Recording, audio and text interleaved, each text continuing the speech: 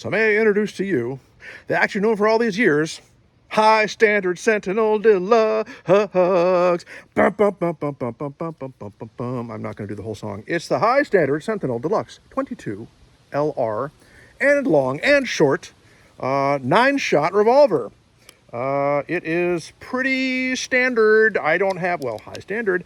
I don't have a whole lot of experience with high standard. I think I do have a 22 Magnum horrible little Derringer. DM 101, double action only, it's junk. That's my only experience with high standard thus far. I have seen these in the gun cabinets used a lot, and they're always very inexpensive, but I've learned through my experience with Harrington and Richardson kind of recently that just because they're cheap doesn't mean they're terrible. I think that this is just a old established budget handgun company, American company, and there's nothing wrong with a lot of standard budget guns. What makes it deluxe? That word right there, deluxe, is what makes it deluxe. I think it's the grips. The gun store also had a Sentinel that was not deluxe, and it had kind of yuckier grips. I like these grips. These grips are very cool. They're wood, and they're hatched very nicely. They feel very good. And I am going to shoot the LRs, and I'm going to shoot the longs, and I'm going to shoot the shorts. I am going to start out by loading up 9 of these little Federal LRs, my nice cheap stuff, my go-tos. As I have learned in the process of doing these videos, one does not dry fire a 22 because it's rimfire, and if there is no bullet in the chamber, then the hammer is going to, or the striker is going to fall on the rim of the chamber and damage the striker and damage the chamber.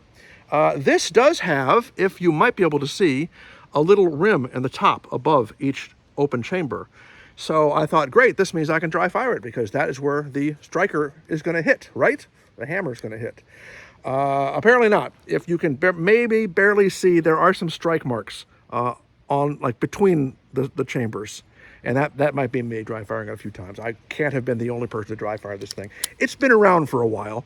Okay, let's do 9 double action of the LRs first. Let's see how we do. Okay, it hit the target.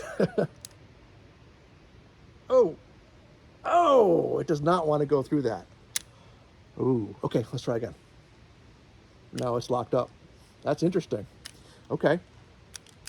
I can't do anything with it. Okay, was it because it was between? Maybe that's why it was striking between. Gosh, what's up with that?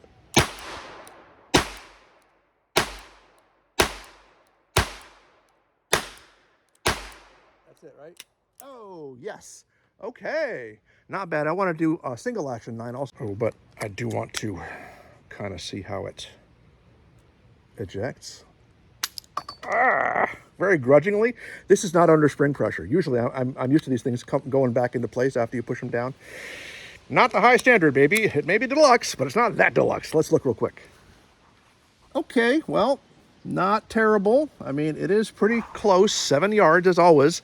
That's a pretty long barrel, so I kind of would expect a little better than that, but it's okay. Let's try some single action LRs. Got 9 of them in there. And I do note that I do have to pull this down to get it back in because it will scratch up against that thingy right there if you try to push it in. I think it's designed with that little scoop to kind of push it in while you're doing it, but it doesn't really do it. It just scratches your lovely gun. Who wants that? All right. This time I'm making sure the cylinder is in place. I didn't really check that before.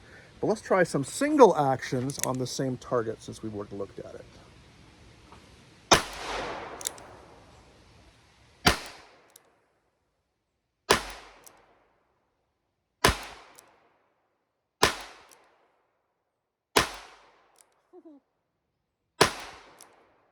Bullseye.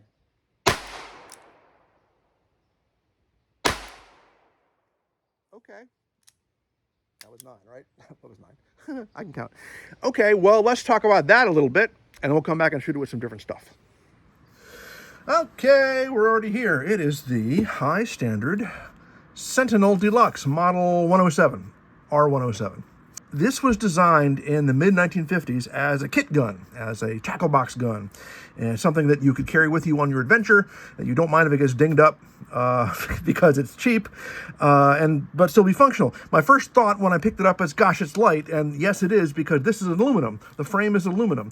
That is steel, that is steel, that is steel. These are steel, but the rest is aluminum, and there's nothing wrong. It feels very solid, and it feels very good, but very light. So it would be a delight to carry. The Deluxe, they of course made a regular Sentinel that was not Deluxe, and the Deluxe is the grips, like I said, and also the trigger, I think, is supposed to be better on the Deluxe. Unfortunately, the previous owner did red on that front sight, did white on the back sight, and there's some bluing left there. So it's red, white, and blue. So I guess he must have been French, right?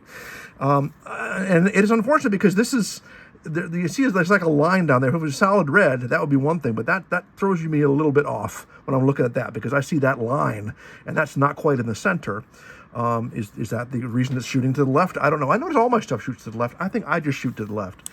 High Standard was established in 1926, and they went away in 2018. They were dissolved as an entity. They were just a budget American gun maker. The U.S. government utilized them to make M16s, M14s. They also developed a 22 caliber target pistol, like for troops to practice with during World War II. When you get a 22, you get to shoot all the 22s. If it's a revolver, the long rifles, the longs, and the shorts, they're all the same width and the same size, but less powder behind them for these guys.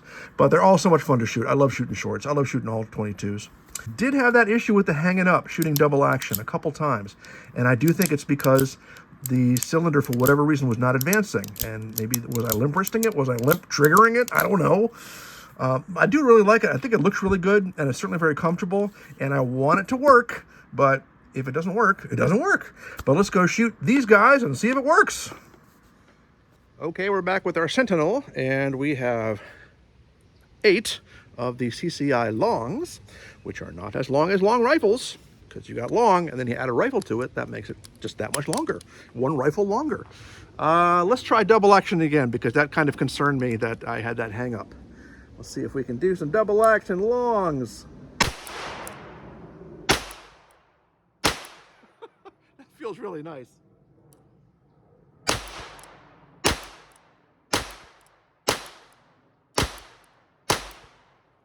Those ran just fine. Those did pretty good too. Okay, I want to try some shorts too, because we got shorts. I'm always going to want to do shorts.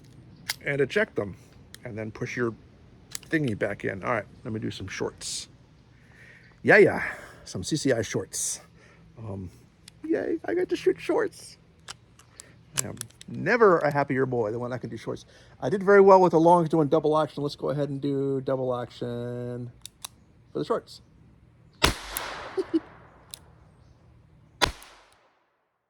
Hanging up again.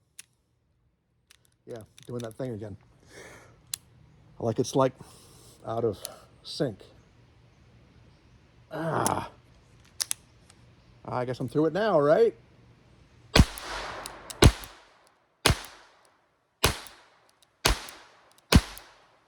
that it? That's it, right? I didn't skip one, did I? I did. Yay, always good to check. Okay, well, is that a timing issue? I don't know my nomenclature for revolvers very well, but that happened with the LRs as well. Okay, let's take a look at those. Yeah, well, okay, here's our LRs. Yeah, when I was doing single action, I wound up aiming right down here, and that was hitting right in there, right where I wanted. Here are my longs, and those aren't bad at all. That's all double action. And the shorts, really good too. Other than that, that's probably the best group of all, isn't it? And that's double action also. I kind of want to do one last bunch of long rifles, since I feel like I got it dialed in now a little better. I got a feel for it now. Let's do a little more of those. Okay, got more of the long rifles in there, and I've had really good results doing double action, and I prefer double action if I can. It's more fun than single action. And as long as we don't have that same issue with it not advancing properly, let's see how we do now that we know what we're doing, sort of.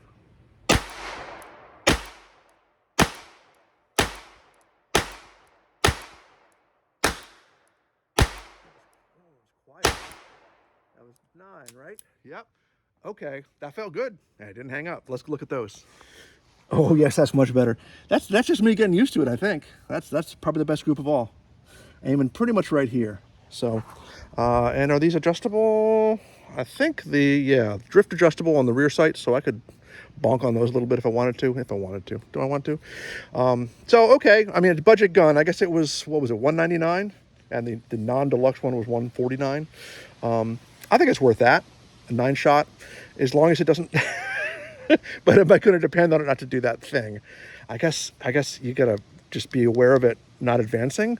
Like that's something you want to pay attention to when you're shooting, not. So yeah, cool little gun. I think it looks cool. It looks serious, and it works pretty well most of the time.